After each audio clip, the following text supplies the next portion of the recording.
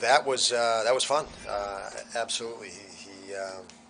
An all-star we saw last year. It is a big deal. It was a big deal for Darlene and for us to have Darlene in an all-star game last year. And I feel the same way this year with Tage. He's earned it. He deserves it, and I think it's actually gonna help him as it did Darlene last year.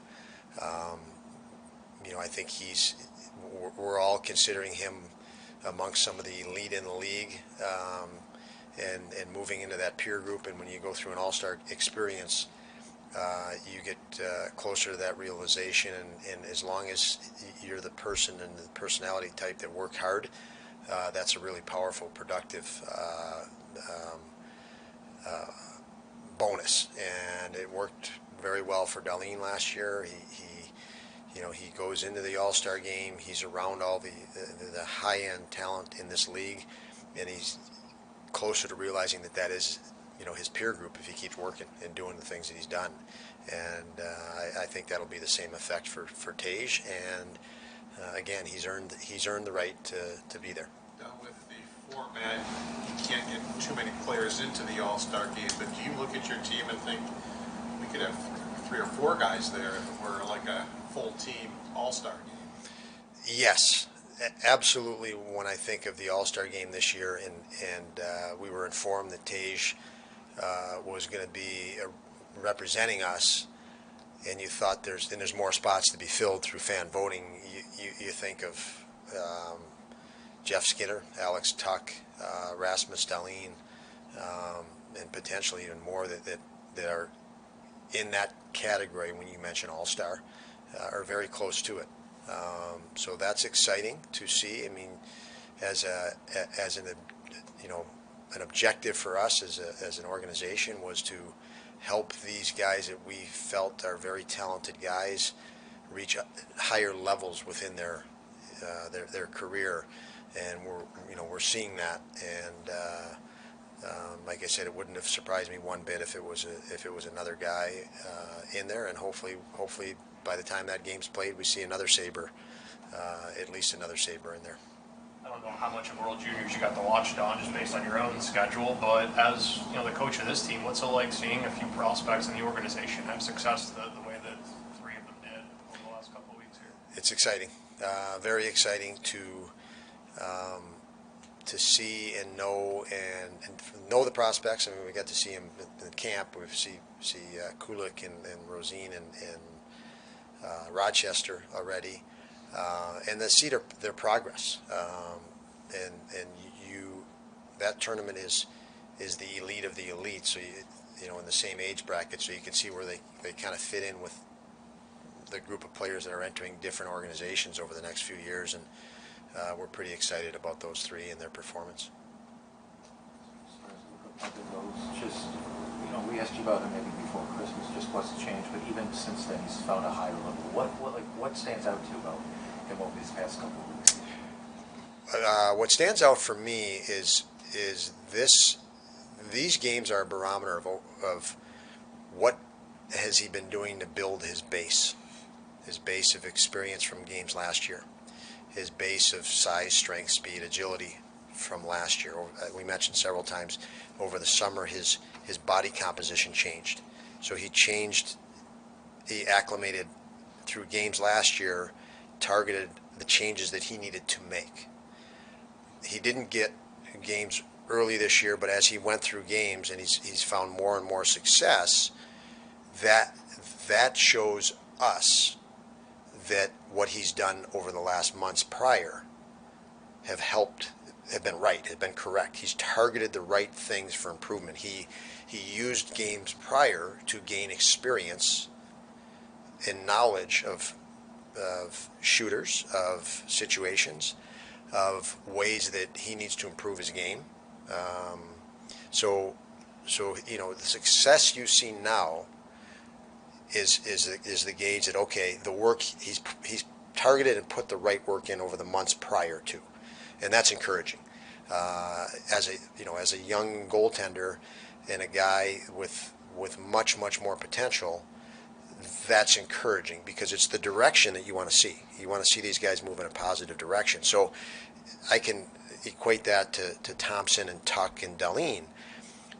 We knew that they're capable of more in the NHL, and I lump Tuck in that because we've talked about that from day one. We know this guy can be better, and Tucker's having a career year now, so we're forcing him to think about how do you become better, knowing he's a very talented guy. And so the indicators are that Tuck and Thompson are getting better, and Dahlin. So the work that they've put in is working, and the focus they're put in is working. That's the same with UPL. So he's targeting the right areas to improve because these results keep getting better and better. And his ceiling is enormous. I continue to say with him, he is in a development window of his career, a high development window. So you can develop through your whole career, but when you're in his age bracket, it's high development. And you need to take advantage of that opportunity as an organization to develop players in that age category. 18 to 22 to 23 years old is a high development absorption rate of everything. After that, it's they can develop, but not at the rate. And so he's in that high development window and taking a lot in and developing fast that we're seeing, and that's very positive. Why sometimes does it take goaltenders longer? And Linus Ullmark would be an example. I think he went through 6 years of development before he became the number one goalie in the NHL. Why does it sometimes take goalies longer? Well, I don't know if it necessarily takes them longer. There's only one spot, Paul. So if Wayne Gretzky, if you had one spot in Edmonton, how long would it have taken Mark Messier to get to the NHL? So you see what I mean? There's only one goalie spot. There's 6 defenseman spot. So you can play defensemen to get experience, and then hide them or not play them. They only play a few minutes a game, and so they're getting and gaining experience in the NHL. But when you only have one spot, one net, if you have the best player on your team, and you only have one defenseman spot, the other 5 aren't playing ever. Maybe they play one game, but the third one isn't. So that's one dynamic that I think needs to be understood when you talk about goaltenders. It's not that they take longer to develop. There's only one spot to play them. So if player A is better than player B, you're playing player A all the time until he becomes better, until player B becomes better, but he doesn't even get any time to get better. So it's a tricky dynamic, and that's why you see that organizations talk a lot about the value of the net, giving him the net and getting them to the American League so they can get, or you see lots of goaltenders spend time in the NHL. Goaltenders by position have probably spent more time in the ECHL than defensemen and forwards because there's just only one spot in the NHL for that. So that to me, that's the biggest thing that doesn't get talked about when you talk about developing goaltenders. And then everybody's critical of them. I mean, a forward can make 10 mistakes and nobody will notice them because they don't end up in the back of the net. A defenseman makes 10 mistakes and 3 end up in the back of the net. You're talking about the defenseman. A goalie makes 1 mistake and he can be getting ripped apart because there's nobody behind him that can save the goal. So if he made 10 mistakes, he's giving up 10 goals. And like I said, if a D does, the goalie could save 8 of them and we're never even talking about it. So it's a trickier position from that standpoint. So the more experience you get and the older you get, the more you deal with that stuff and the better you get. So there's only one spot, but that's a big part of it. It's a balancing act as an organization. You talk about he's in this window that you want to take advantage of, but there is only one spot. And Eric's working his way back, and you've got Craig. Like, how tough is it when UPL's so hot and playing so well to figure out how long to keep him in and just what to do going forward? That is definitely a challenge, and you're looking at it. You're going to evaluate it, analyze it. I mean, you can only go day by day. Things change really fast in pro sports. And today, if we had to make that decision and you could only keep 2 and you could only keep 1, it's a tougher decision, obviously. But we're not at that point today. So, when we get to that point, if it was current, it would be a very tough decision to make if you only kept two around. That would be a tougher decision, obviously. But again, with Upi, it's you can look at it and think, guys earn it. And I'll say, has Tage Thompson earned 31 goals? Well, he's got 30 now, I think. Is that correct? Has he earned 35 goals? No, he's earned 30 goals. You have to re-earn everything. You don't earn something and it's banked. You got to go back out and earn it again every single day. It's 0-0 when you start the game.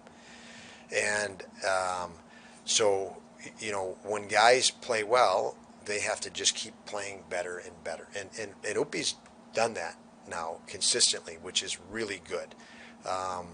But we look at things and you have to keep. So we're very happy with Upi's progress, but we're not content. And I don't think he's content either. So I don't know if I'm answering your question, but we continue to watch that and evaluate that. But we don't want to get too far ahead of ourselves too. We've got to earn it tomorrow night, another game, and Tuesday's the next one, or Monday, and keep re-earning it. When it comes to Luke, he's a pretty humble, kind of quiet guy, but lately he seems to exude a lot of confidence on the ice, maybe swagger, I guess. That kind of growth for a guy in his position. What does it mean for you to see that happen as it goes? It is great. In his case, it's great because he's willing to work. Sometimes, and that comes with confidence. The more confident you are, the more you would potentially have that swagger, as you say. But again, you've got to be ready to re-earn it, and you've got to commit to the preparation. It's a and Opie does a really good job with that. So I think he's earned the right to this point to be more confident. He's progressively figured more and more out how to develop, make himself better through the experiences he's taken in, both here and in the American League, which is very challenging. So yeah, it's good to see that area of growth of him.